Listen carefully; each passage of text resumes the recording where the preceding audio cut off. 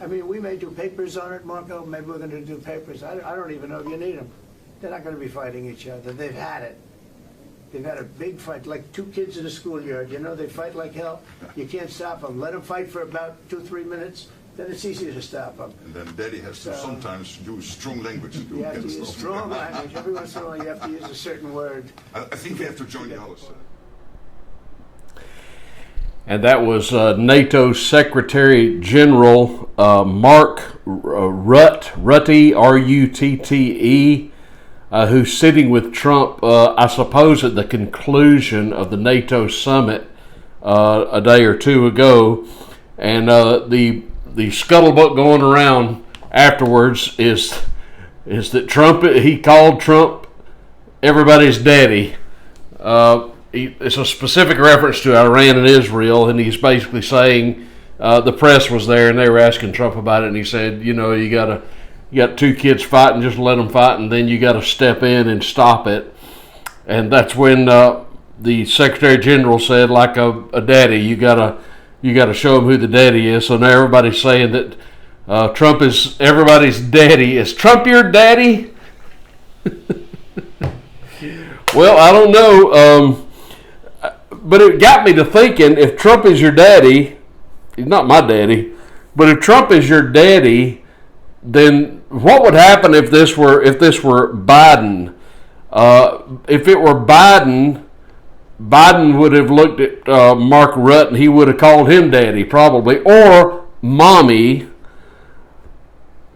Because the point is, we've got an alpha male in the White House now, and his predecessor was just absent, folks, mentally absent. I'll have more to say about this in just a few moments. You know, I'm not heartless for people who are in a condition such as Biden obviously was in and is in, I'm assuming, a condition of absolute mental decline. But it always angered me because of the fact that this was just not an elderly man with mental issues. This was a man who presumed to be didn't presume, he was the President of the United States. And the American people have, it is fair for us to have some expectation that the president, who represents all of us, is going to at least have some measure of mental clarity.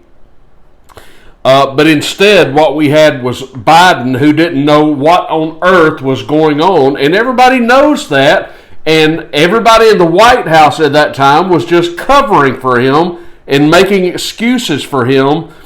I have more about that in a moment, but here's an example for you right now. Watch this video of Joe Biden. What's happening here is a reporter, he's in the White House, and he's talking about some bill that's been signed into law, from what I can gather from the clip, and he's congratulating various lawmakers. Some of you may remember this, and one of the lawmakers he wants to congratulate is a Congresswoman by the name of Jackie Walorski, W-A-L-O-R-S-K-I, Jackie Walorski, and he's looking around to congratulate Jackie Walorski. Where's Jackie?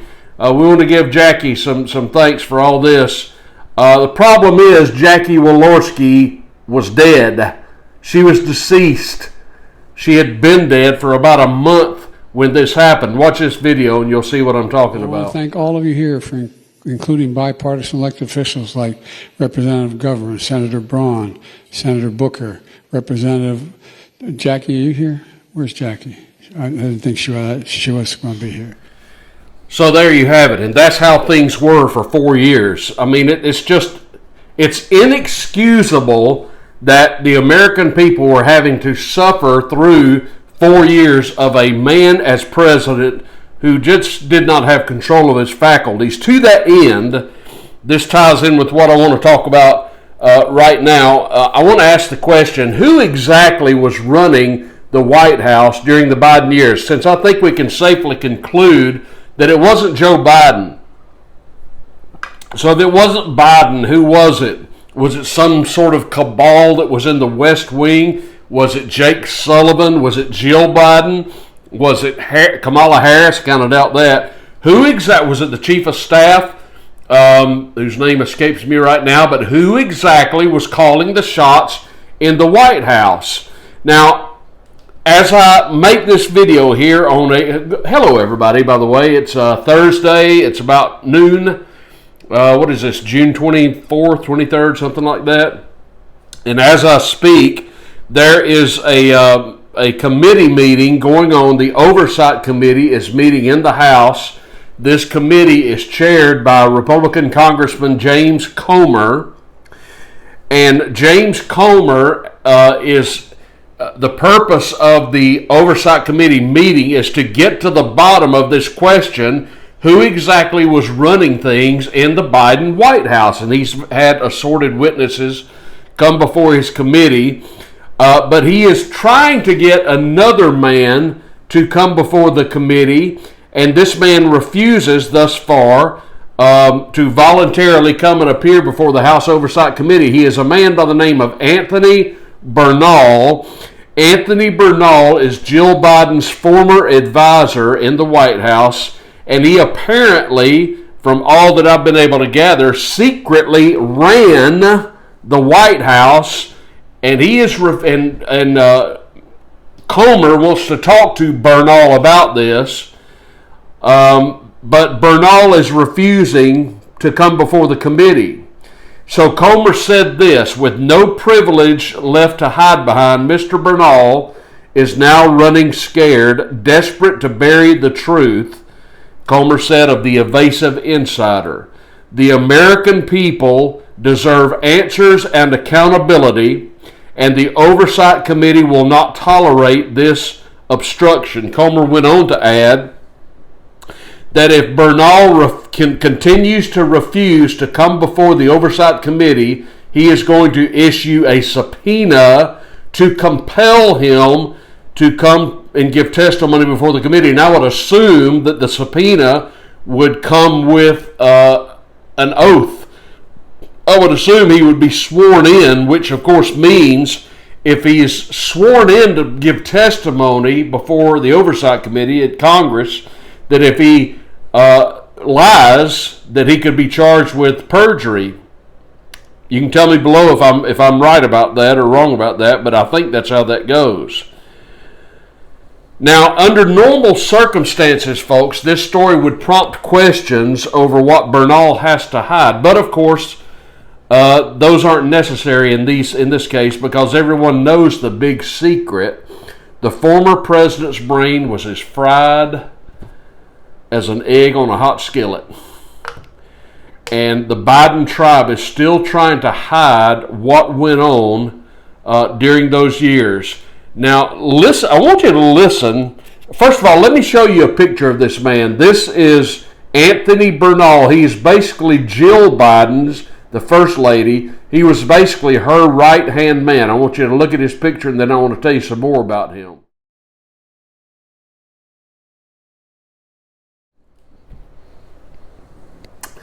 Okay, again, that is Anthony Bernal. I had never heard of the guy. I've heard of Jake Sullivan. I've heard of several other people in the Biden White House, but I had never heard of Anthony Bernal, again, who was the right-hand man to Dr. Jill Biden. But there was an interview done by Project Veritas with David Hogg. If you don't remember who David Hogg is the young man, I think he's still in his 20s. His claim to fame was he was a student at the school in South Florida where there was a school shooting several years ago, and he came out as being completely anti-gun, and everything he believed was in alignment with the Democratic Party, to the degree that eventually David Hogg, this little punk, wet behind the ears, was named the vice chairman of the Democratic National Committee, which kind of tells you what bad shape they have truly been in. Now, he is so bad that they eventually booted him from his position. But it is instructive, ladies and gentlemen, what David Hogg told Project Veritas in this interview with regard to Anthony Bernal. At the time that he gave this undercover interview, I don't think he knew it was Project Veritas. many of you know about Jake, the guy. Project Veritas. What's the guy's name? It's right on the tip of my tongue, but you should know who O'Keefe, James O'Keefe. So they're doing this interview at a restaurant with David Hogg. He at the time was still the vice chair of the Democratic National Committee, and he told this journalist, quote, Anthony Bernal had an enormous amount of power during the Biden administration. The bigger issue was the inner circle that was around Biden. Hogg told the reporter at an undercover meeting. He said he wielded an enormous amount of power. I can't stress to you how much power he had at the White House. It was an open secret. I would avoid him. He was a scary guy. Like Jill Biden's chief of staff had an enormous amount of power, unquote. And this is a quote from the former White House Office of Digital Strategy, a staffer by the name of Detarian Jones. And he said in this video, this was an open secret. I would avoid him. He was scary. Jones referred to Bernal as a shadowy Wizard of Oz type figure. And he, unquote, Bernal allegedly bullied and verbally sexually harassed colleagues for over a decade, but was considered untouchable due to his relationship with the First Lady, anonymous sources told the New York Post in 2024. Now, CNN anchor Jake Tapper, believe what you will, and Axios political correspondent Alex Thompson wrote about Bernal in their book Original Sin. They claim Bernal's rise in the Biden White House, this is, quote, in the Biden White House signaled the success of people whose allegiance was to the Biden family, not to the presidency, not to the American people, not to the country, but to Biden theology, unquote. Also, Jones continued, he wielded, I've already said that. So this is the story with this man, Anthony Bernal. Now, what's important to understand here, folks, is there are several people, multiple people, claiming that Anthony Bernal was the one calling the shots in the White House, which kind of makes sense. If he was basically Dr. Jill Biden, the First Lady, if he was her right-hand man, then it makes sense he certainly had access to the White House. He certainly had access to the Oval Office, to the president. And, I can see this as being the case. Furthermore, the fact that he refuses to come and sit before the Oversight Committee in Congress, that raises red flags as well. So the question remains, who on earth was running folks, this is the scandal of the century. Who on earth was running the country for the last 4 years? Was it Anthony Bernal? Was it Jill Biden? Was it Jake Sullivan? Was it Barack Obama? Who was running the country? Do we not deserve an answer to that question? If it can be asserted that Joe Biden did not have the mental capacity or capability to serve in his position, and we have a plenitude of video evidence which demonstrates he simply didn't know what was going on. I mean, can you imagine if we had engaged in some sort of nuclear exchange with somebody with Joe Biden in the White House? Can you imagine that? The man who could not basically tie his own shoes, didn't know what day it was, didn't know who was dead or alive. So we need to get to the bottom of this, because this is a scandal and a half. And there's some heads that need to roll if we can ever get to the bottom of this and find out who actually was running the country. In my opinion, what needs to happen is we need to talk to all the different players, those people who were on the inside in the West Wing during the Biden presidency, and you need to kind of play good cop, bad cop, pick one of them out and say, okay, we're going to give you immunity, but you're going to tell us what happened, and we want to see all the evidence you've got, because I am convinced if we have the political will, that's a big if, we could probably find out exactly who it was that was running the White House during the Biden presidency. Now, I want to say something quickly. I want to kind of backtrack a little bit to the Trump as your daddy comment, because I've been thinking about Trump derangement syndrome and how TDS really works both ways. As you know, I'm active, or as you may know, I'm active on Twitter, on X. If you look at the links down below, they're down there with all the other links, and you're on X or Twitter, and you're interested, you can follow me on Twitter as well.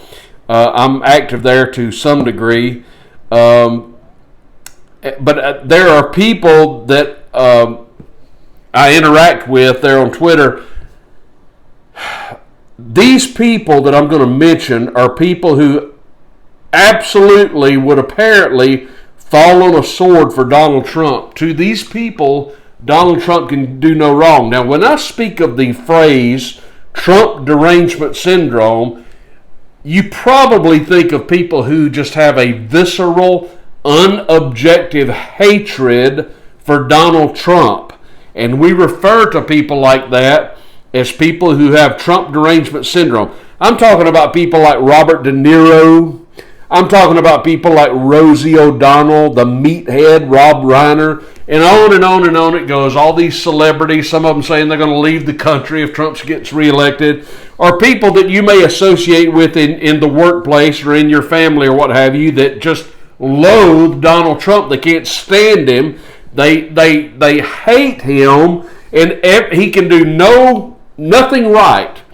No matter what happens, they hate Donald Trump.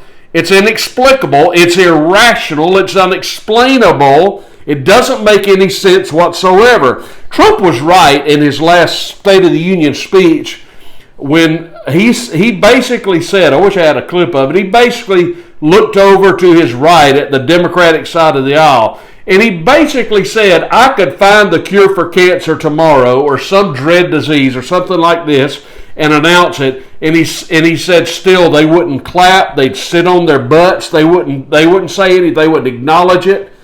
There's nothing I can do to make these people happy. He's exactly right. Why? Because they are possessed by TDS.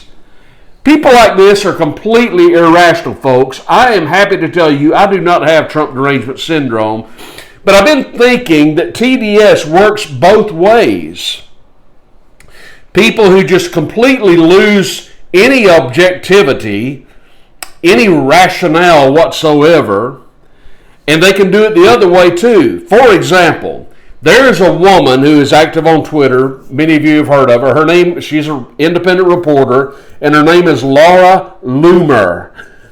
Laura Loomer, in my estimation, also has Trump derangement syndrome, but in another way.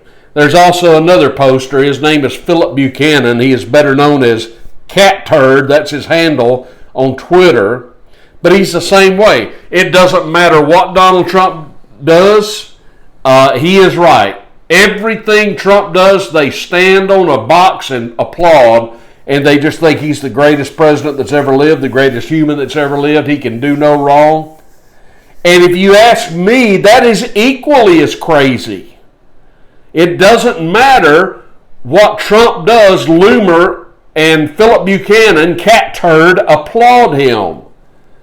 They just fawn and froth at the mouth over everything Donald Trump does. It's just wonderful. It's glorious. He can do no wrong for these people. They are sycophants. They're like 12-year-old girls in the 1950s and Elvis just came to town. And they're just losing their minds. And this is equally absurd in my book and irrational in my book. Because I've been talking for a few days about Trump's issues with Thomas Massie. I'm not going to get back into that again. But these people, Loomer and Cat Turd, have been absolutely crucifying Thomas Massie. Why? Because Trump's been doing that as well. And so they're calling him every name in the book just because he opposed something that Trump is doing. Now, this is important to note, folks, because whether you have Trump derangement syndrome like De Niro and Rosie O'Donnell, or whether you're a sycophant like Laura Loomer or Philip Buchanan, this is cult-like behavior. This is a picture of people who follow Jim Jones or other cult leaders from the past. Their brains just check out. They're completely emotional. They're not rational. They're not logical. They're not measured. They can only see things through the lens of a fanboy or a fangirl, and Trump can do no wrong. Now, I will proudly tell you, I do not have Trump derangement syndrome in any way, shape, manner, form, or fashion, and I want to encourage all of you to be the same way, to be objective and rational and thoughtful about Donald Trump on a personal level. Not that I know him personally, but I like Donald Trump. I've said before, I'd love for Donald Trump to be my next door neighbor. I wish I had the spread next to Mar-a-Lago in Florida. I'd love to go play golf with Donald Trump. I'd love to have Don and Melania over for a barbecue some Saturday night. I don't hate Donald Trump. I like Donald Trump. I love Donald Trump at times. But I think it's important, folks, that we be consistent and rational about any politician, any person who seeks to lead us. We need to be somewhat skeptical, particularly if you're in the media. That's kind of their job. We shouldn't be apathetic. I don't want to be that way. I want to be on an even keel with regard to Donald Trump. I believe with regard to Joe Biden, I am equally objective and measured. I have no use for him. I wouldn't want to be his next door neighbor. I admit it. But it's just important to me that we be thoughtful about these things and be objective and be analytical somewhat, because that's the way we need to be. We need to be able to say when Trump is right, he is right, and here's why he's right. When Trump is wrong, he's wrong, and here is why he's wrong. That's the way we need to be. Trump is right about a lot of things. He's been terribly right about the border since he took office, and I applaud him for that. He is terribly wrong about Thomas Massie. And I can say that of him with no hatred in my heart whatsoever, but I'm being objective. He's wrong. And if I could talk to him right now, I'd say, Mr. President, I love you, but you're wrong about Massie, and here's why you're wrong. And that's the way we need to be, if you ask me. Okay, I want to move on to something else. There is a young man in the state of Texas, I believe it is, and his name is Carmelo Anthony. When I first heard about this story, I had to do a little bit of digging, pardon me. I had to do a little bit of digging because I was confused about who exactly this young man is, because there is a now retired NBA star, National Basketball Association star by the same name, Carmelo Anthony. And this Carmelo Anthony is 17 years old. I thought maybe it was his son, but there's no relation, as it turns out, just so you'll know if you're keeping score out there. But this is a story about a young man by the name of Carmelo Anthony and an acquaintance of his by the name of Austin Metcalf. Both of these were high school boys, and the former, Carmelo Anthony, allegedly stabbed Austin Metcalf to death at a track meet last April. Anthony reportedly said, "I'm not alleged, I did it," shortly after the incident. So in other words, he admitted to the murder. So given these circumstances that Carmelo Anthony admitted to killing Austin Metcalf, it's safe to say that defending the accused killer in court or the media would be pretty difficult, wouldn't you think? because he literally admitted to committing the act of murder. But he has a spokesman by the name of, well, it may be a woman. He has a spokesperson by the name of Dominique Alexander. And now with Dominique Alexander as his spokesperson, he has gone from admitting to committing murder to crying, you got it, racism. And this is what Dominique Alexander, Carmelo Anthony's spokesperson, said, and I quote, "To the racists, the bigots, and those filled with hate who've targeted Carmelo, his family, and even myself, you do not intimidate us. We are not backing down. This case is yet another example of what it means to be black in America, where even our self-defense is questioned, scrutinized, and politicized," unquote. Now, what is Dominique Alexander actually saying here? Does he think, I think this is a man, does Dominique think that Anthony would not face charges if he were white? Is that what you're saying? If Carmelo Anthony was white and he killed somebody else, would he not face charges because he's white? Now, he confessed, remember, Carmelo Anthony confessed to stabbing an unarmed teenager in the heart. He confessed to this. But his mouthpiece is now addressing everyone else as being racist and bigots.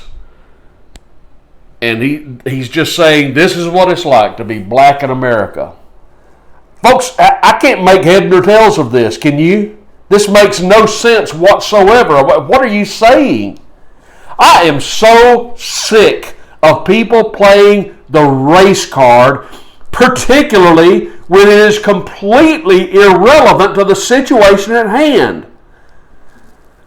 I don't know who Carmelo Anthony is. I didn't know if he was black or white. Turns out he's black, and he killed. I don't know if the kid he killed was black or white. I have no idea. The color of anybody's skin is not a factor in this case. He makes it an issue, but it really isn't. It's got nothing to do with anything.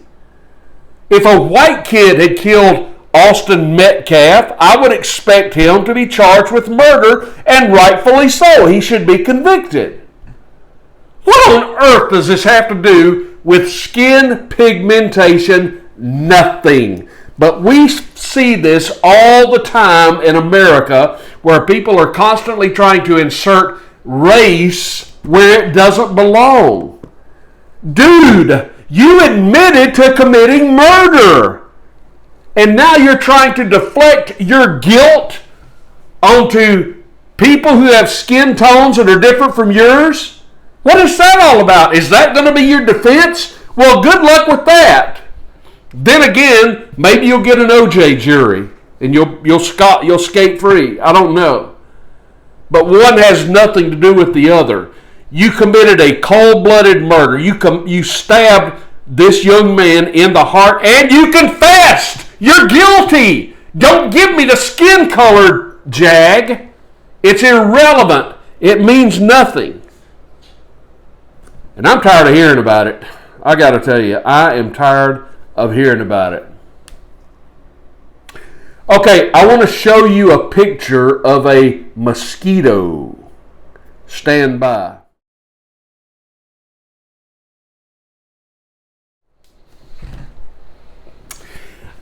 I hate mosquitoes, and we've got mosquitoes down here, and I hate them, but they love me. And every time I go outside, particularly of an evening, as the sun is setting, they seem to really get active then. And if I go outside then, I've got to just douse myself with off or some kind of repellent. I'm not outside too much right now because of my mobility issues. That's not what's really keeping me, because I've got this boot on. I can actually get around fairly well. But it is so hot. or as my grandfather would say, who was a farmer, it is rotten hot, but we still got work to do. Mosquitoes are awful this time of year down here. I don't know, they may be worse elsewhere. I've watched this guy on YouTube. He's like a RVer, and he's in a camper van, and he's got a really interesting channel, Adventure Van Man. And right now he's got his van up in northern Minnesota near the Canadian border, and he finds these interesting places. Right now he's camping near I believe it's Lake Superior in Minnesota. Beautiful, by the way, just absolutely beautiful country. But he says, man, these mosquitoes up here will carry you away. He thinks that the state bird of Minnesota is the mosquito. Tracy, is that true? Tracy Laurie down in the comments, is that your state bird, the mosquito? You know what the state bird in Alabama is? The state bird in Alabama is the trampoline. We get a lot of tornadoes. We get as many tornadoes here as they get in Oklahoma or Kansas. I'm telling you, we get a lot of tornadoes, and this is tornado season. And when the tornadoes come, the trampolines go to flying. And our meteorologists say, here's another picture of the Alabama state bird, the trampoline. But the Chinese government has unveiled a new mosquito drone specifically designed for espionage and covert military operations. Engineers from China's Hunan province crafted the device to mimic the highly irritating blood-sucking insect. It features 2 leaf-like wings, a black vertical body, and 3 hair-thin legs. Equipped with ultra-miniature cameras and microphones. Can you believe this? And microphones to capture images, sounds, and electronic signals, the nano-winged drone can carry out a wide range of covert military and civilian missions. Its tiny size makes it nearly invisible to the naked eye and capable of flying past conventional radar systems undetected. Now, how about China use something like this? Well, Sam Bresnick is a research fellow at Georgetown University, and he said this, and I quote, These drones could be used to track individuals or listen in on conversations. If China is able to produce mosquito-sized drones, it would likely be interested in using them for various intelligence, surveillance, and reconnaissance tasks, especially in places that larger drones struggle to access, such as indoor areas. Wow, this is some impressive technology, and it's a little scary, don't you think? What do you think about these Chinese drones that look like mosquitoes? What are we going to do about this? Well, I've got the solution, I believe. And if I were president, this is what I would direct the Department of Defense to work on. We need to come up with a space-age fly swatter. That's what we need. This is incredible. This is like sci-fi stuff, isn't it?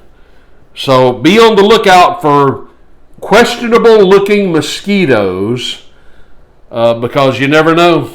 You might not be looking at a mosquito. It might be a Chinese drone. Okay, how many of you would like to go on a vacation? What a bummer. I was all set to go on vacation the week after I broke my leg. And then I broke my leg. So I couldn't go on my vacation. What a bummer, right? Well, as soon as the doctor gives me a green light, Lord willing, and Marina willing, we are going to maybe take a few days off before I get back to work. So we'll see how that goes. I don't know, but I hope we'll be able to. But anyway, if you want to go on vacation, where do you want to go? If you think vacation, where do you think of? A lot of Americans think of Florida, going to Disney World, or maybe Southern California, Niagara Falls. I don't know. There's any number of places. National Park, perhaps. All sorts of places you can go on vacation, unless you go internationally. How many of you have ever considered taking your vacation to North Korea?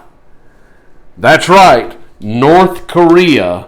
Do you know that you can now take a vacation in Wonsan, North Korea at the Wonsan Kalma Resort? I had no idea that they had done this kind of development. It is the Wonsan Kalma Resort. Take a look at this place.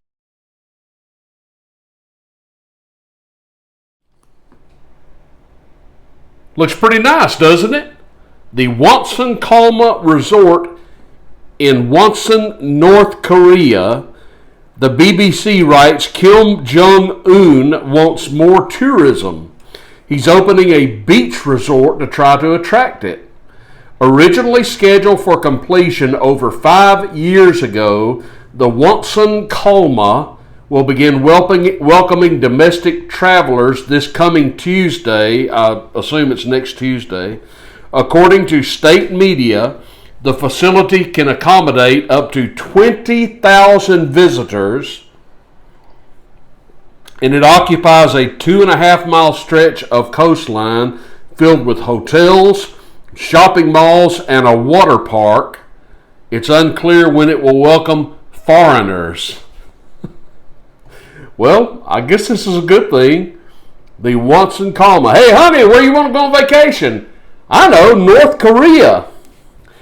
When I show you this next video, you might decide, yeah, I think I'll go to North Korea instead. If you don't want to go to North Korea, maybe you could join me on a cruise ship out of Miami. Check this out.